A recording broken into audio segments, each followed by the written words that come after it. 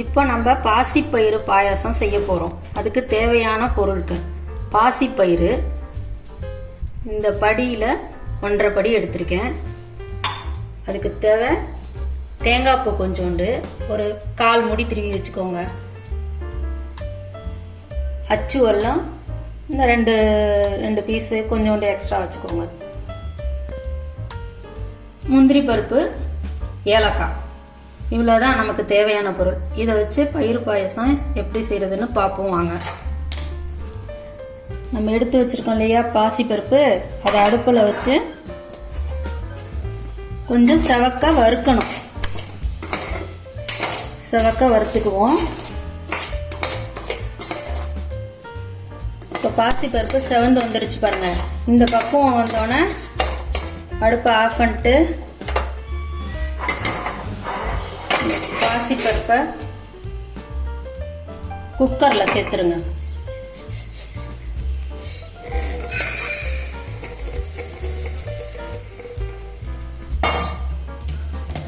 அதுக்கு தேவையான அளவு தண்ணி ஊற்றிடுங்க. நமக்கு எவ்வளோ பாயசம் தேவையோ அந்த அளவுக்கு தண்ணி ஊற்றிக்கோங்க. நான் ஒரு 3 பேருக்கு தேவையான அளவு தண்ணி ஊற்றிருக்கேன். கல் உப்பு போட்டுருங்க. குக்கரை க்ளோஸ் பண்ணிட்டு ஒரு 3 விசில் விட்டுக்கோங்க.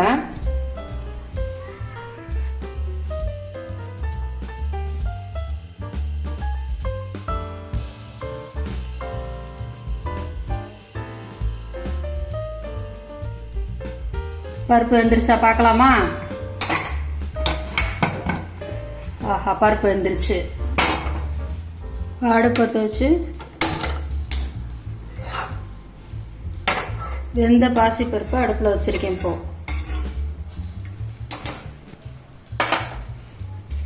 நம்ம பொடிச்சு வச்சிருக்கோம் இல்லையா வெல்லம், அந்த வெல்லத்தை போட்டுக்கணும்.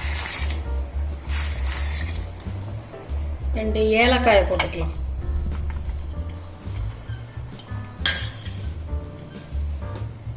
நல்லா கொதி வந்தோடனே நம்ம தேங்காய் பூவை போட்டு இறக்க போகிறோம். முந்திரி பருப்பு இதெல்லாம் போட்டு அழகாக குழந்தைங்களுக்கு கொடுத்தீங்கன்னா நல்லா சத்துள்ள ஆகாரம்.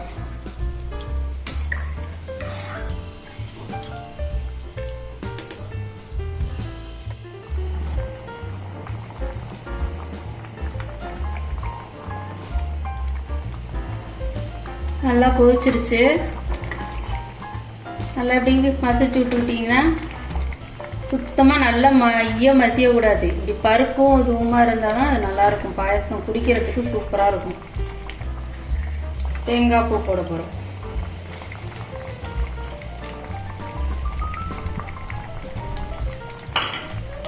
அதோட முந்திரி பருப்பும் போட்டுருவோம்.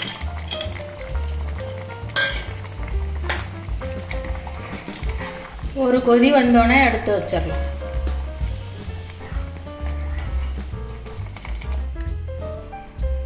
சத்தான பயிறு பாயாசம் ரெடி ஆயிடுச்சு. இந்த உணவை குழந்தைங்களுக்கு கொடுங்க, அருமையாக இருக்குன்னு சாப்பிடுவாங்க. டேஸ்டான பாயாசம் ரெடி.